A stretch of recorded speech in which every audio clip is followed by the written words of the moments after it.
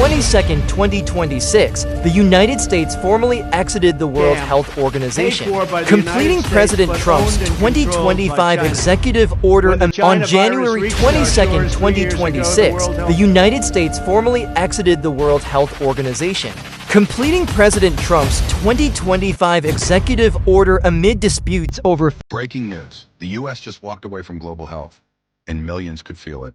Trump's decision to pull the United States out of the World Health Organization is already sending shockwaves across the world. But here's what most people aren't talking about. The biggest losses hit poor nations that depend on WHO programs funded by the United States to fight disease outbreaks. And one region is hit harder than all the rest. African countries face cuts to malaria, HIV, tuberculosis, and emergency health response funding. But this decision doesn't stop there. A weaker WHO means slower outbreak response, increasing the risk of global pandemics everywhere. Global health just became... So the WHO has announced a major withdrawal of funding, especially from the US. This news has come, and I feel like it should worry all of us. So like, comment, share, and if it's your first time here, welcome, you can subscribe to my channel. The World Health Organization has become nothing more than a corrupt globalist scam paid for by the United States but owned and controlled by China. When the China virus reached our shores 3 years ago, the World Health Organization disgracefully covered the tracks of the Chinese Communist Party every single step of the way. For this reason, it was my great honor to terminate America's relationship with the World Health Organization. The United States was paying the World Health Organization almost $500 million a year. When I dropped out, I took it out of there. And for 330 million people, even though China was paying only $40 million for 1.4 billion people. So we had 330, they have 1.4, and we're paying more than 10 times the amount. That's typical for the United States because they don't know what the hell they're doing. Unfortunately, crooked Joe Biden foolishly re-entered the World Health Organization at the full price and without any negotiations or reforms. And now Biden is pushing to bypass the United States Senate to enter a pandemic treaty that would surrender American sovereignty to the World Health Organization, again controlled by China. The draft treaty would require the United States to send vast quantities of medical supplies to other countries in the event of another pandemic, and it would push aggressive censorship of free speech on issues of public health, just like they censored the truth about the Wuhan lab, which I said that's where it came from, remember. Under the next Trump administration, that treaty will be immediately terminated. I would not allow public health to be used as a pretext to advance the march of global government. That's what they're doing, globalists. The United States will withdraw from the corrupt World Health Organization, which, in light of its utter failure on COVID, they had a tremendous disaster on COVID, deserves to be completely abolished and replaced. Then I will work to forge a new coalition of nations that are strongly committed to protecting health while also upholding sovereignty and freedom. I want to thank you very much, but I also want to say this. I could have renegotiated the deal. I could have gone into the World Health Organization for $25 million. Biden didn't take that deal. He's paying almost $500 million. They were so anxious to get the United States back after I terminated the agreement. They were so anxious to get it back that they offered me a deal, $25 to $30 million.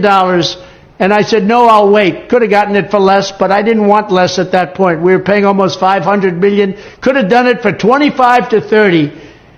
Biden took the almost the $500 million deal. He knew he could have gotten back in for less. So why did he pay so much? But that's just one of many things that are wrong with our country. Thank you very much.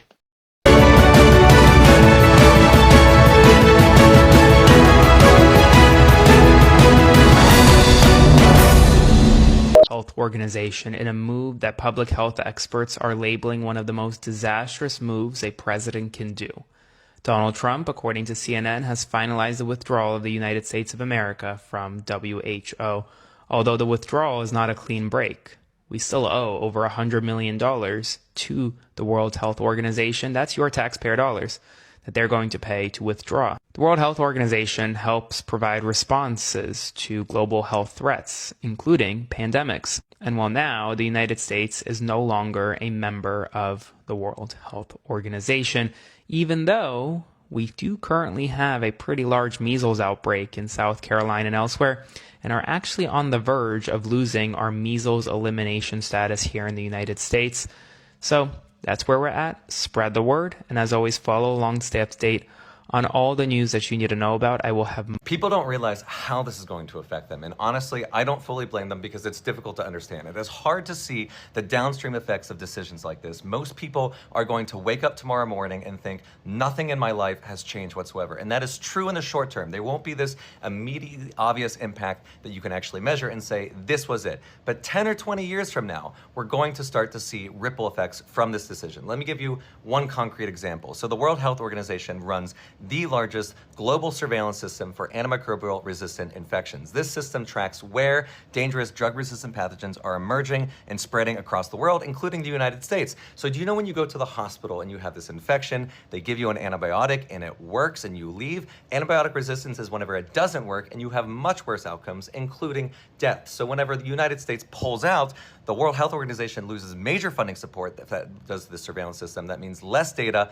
weaker monitoring, and a poorer understanding of where these resistant infections are spreading and how to stop them. So over time, that means more undetected spread of these resistant infections. And 20 years from now, when someone is hospitalized with an infection that no longer responds to an antibiotic, part of that reason may trace back to this decision. So this won't hurt today. It's going to hurt whenever it's actually too late to undo this decision.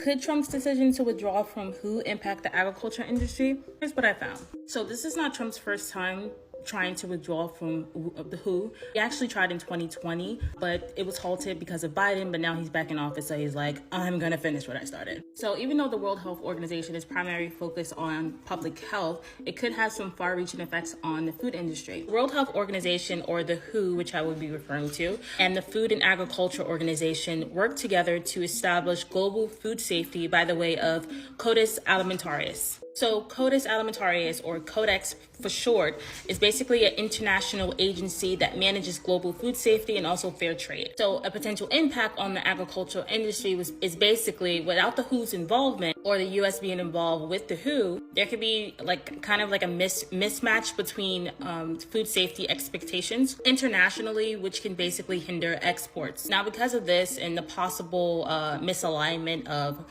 meeting certain food safety standards, this could hinder exports and also economically hurt a lot of farmers who depend on global markets. Now, the WHO, as we know, plays a critical part in coordinating and responding to global health crises like the pandemic that we just went through. And as we know, with people running to the stores to buy a bunch of toilet tissue, it can intercept with the food supply chains. So when it comes to global crises and the food supply chains, the WHO basically provides guidance. And that's basically on maintaining certain practices that minimizes risk. And without their interjection, the US could face a lot of extreme difficulties during global emergencies. The WHO also deals with global collaboration when it comes to scientific research to zoonotic diseases. And a zoonotic disease is basically a disease that can pass from an animal to a human, as in the bird flu that we're going through right now. Issues like this are directly tied to the agricultural industry because a lot of these diseases come from livestock. So withdrawal from this kind of program can just inhibit on scientific research and development. So this just shows you how intertwined public health organizations like the WHO and agriculture really are, and how collaboration is important as to keeping the food supply chain pretty much afloat. I heard him talk about how it was about he talked about the payments, like how compared to China, America was paying so much more in the payments. But at the end of that, he said that wasn't the reason. So I'm curious as to what the reason is. If you guys don't know, my name is Jamelia and I'm the owner of the Woods Hub. I own an online farmers market that's dedicated to making shopping local more convenient. So if you would like to stay updated on what's going on in the food industry or shop local, we are live in New Jersey. You can visit my website in the bio. The United States has left WHO. Who? Yes, WHO. WHO, the World Health Organization. The US becomes the only country in history to abandon the global health body since it was created in 1948. by the US, one of the founding members, arguably the richest country on earth at the time. Now, President Trump signed the executive order exactly 1 year ago saying, we are going to leave the WHO next year, pinky promise. You have the word of an honest orange. He was upset by high American payments to the organization and the organization's handling of COVID-19. He said that they mismanaged it. Now, here's the madness though, right? Because if that wasn't mad that they're leaving the WHO, here's what's mad. $270 million, a pretty penny for most people, owed by the US to the WHO, not paid yet. You know those trolls who don't pay the last month's rent and then they leave the apartment they were renting out, and then the landlord goes in and sees everything is trashed, fridge looks like the capital city of Fungus Land, and much worse besides that. It's kind of like that. America left and didn't pay the outstanding fees that the WHO need to operate literally globally for world health. That's what the organization is for. It's in the name, which technically you're supposed to do before you exit your membership. The World Health Organization has said technically America should have paid before they left, but they didn't. The Trump administration accused the WHO of delaying the pandemic declaration and being too influenced by China. How dare you take care of Wuhan? Which means, when you filter out the Western spin from what Trump is saying, it means the WHO wasn't acting like America's slave. Because remember, neutral is not cool. It's not good enough. Subservience to the US, that's the sweet spot. On January 22nd, just 2 days ago, the withdrawal became official. WHO says the withdrawal isn't technically complete until America pays what it owes, but the US State Department said they're not paying a cent. Not 1 penny, right? Not 1 cent. Because why? We're the gangster now, bruv. We're the bad boy. Great power gang signs for days, bruv. Come at me. What are you going to do to make me pay? How are you going to make me pay? And the US is like, God, what have we allowed our overlord to become our protector? How is he so different from when we first met? Anyway, practically, the US will no longer participate in global flu surveillance, for example, the system that tracks new strains of flu and develops vaccines for them that we all rely on. That's just one example. Health experts have warned that this means America loses early warning system of outbreaks like Ebola before they reach the US border, and the US obviously is very well connected to the rest of the world, being one of the two great powers and the ex-superpower. So if there's an outbreak of anything anywhere, it's very likely to show up in the US eventually. Now, China becomes the WHO's dominant funder by default now that America's left. America used to pay 20% of the WHO budget completely by itself. I know it's not good form to say WHO. You're supposed to say the WHO each time. So yeah, WHO, the WHO. They used to pay 20% of the whole budget. That's now kaput, of course. So Trump was upset. China has more influence than he would like in the WHO, so he yeeted America out of the WHO, leaving China in charge, which he said he initially didn't like. Yeah, that makes sense. Okay. For the unbiased news and analysis without the Western spin, ladies and gentlemen, I'm Muffles or News Baba. That's who. I'll see you on the next one. Before we get into this video, if you voted for Trump and are a Trump supporter, please block me, please unfollow me, I don't want you on my page. Yeah. Anyways, I don't know if you guys saw the news, but basically Trump is planning to, or he is going to be removing us from the World Health Organization. If you are anything in healthcare, like a pre-med, medical student, dental student, researcher, someone in public health, a nurse, this is very concerning. And if you don't know why this is concerning, please do some research, and I mean some actual research, because the implications are honestly insane. To put it simply, if we have another pandemic, we are going to be essentially screwed. That's for one. The World Health Organization plays such a crucial role in helping us be safe by addressing the root causes of the disease, creating better health systems, and also detecting, responding, and preventing big health emergencies. For example, the World Health Organization was very key in helping get rid of smallpox and essentially bringing polio to eradication. And with us being removed, the way we handle global health issues is going to look vastly different than what we have done before.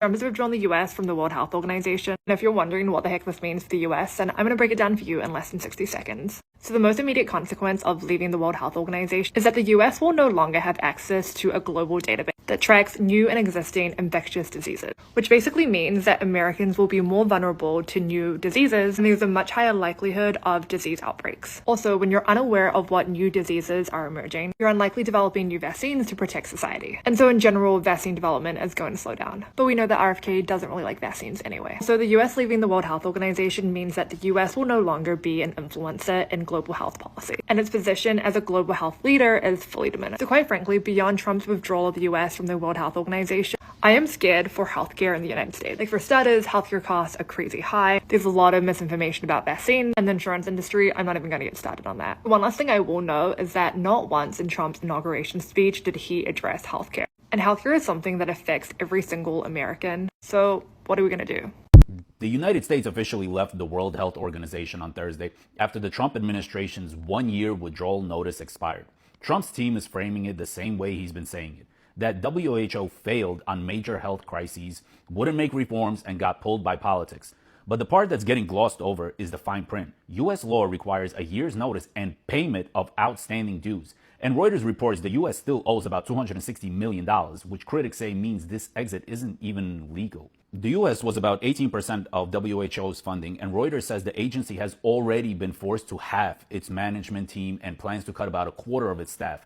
That means fewer people tracking outbreaks, fewer people coordinating labs, and less capacity the next time something spreads fast across borders. And yes, that comes right back to the US too. So the real question isn't, do you like the WHO? It's, when the next global health emergency hits, do you want the US helping run the room or sitting outside the building trying to get updates secondhand? Drop it in the comments and follow Raw Report for your news in a minute. I feel like this honestly does not affect what he says. It's not personal, it's not politics. It's affecting people, real human beings, and even vulnerable communities, vulnerable countries. It affects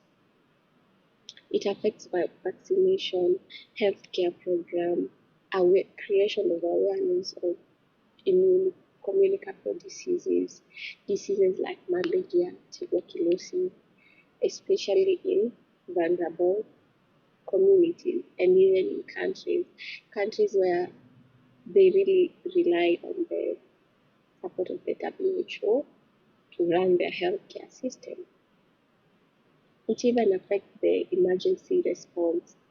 For example, during COVID, the WHO really played a major role in the creation of awareness of COVID, creating PPEs, and helping countries, Africa, in creation of awareness, sending resources, helping them. So this withdrawal, honestly, it's gonna hit home. It affects all of us, the real guys. Global healthcare system relies deeply on the WHO. It cannot sustain the system on its own. It needs funding, it needs personnel, and therefore, this one.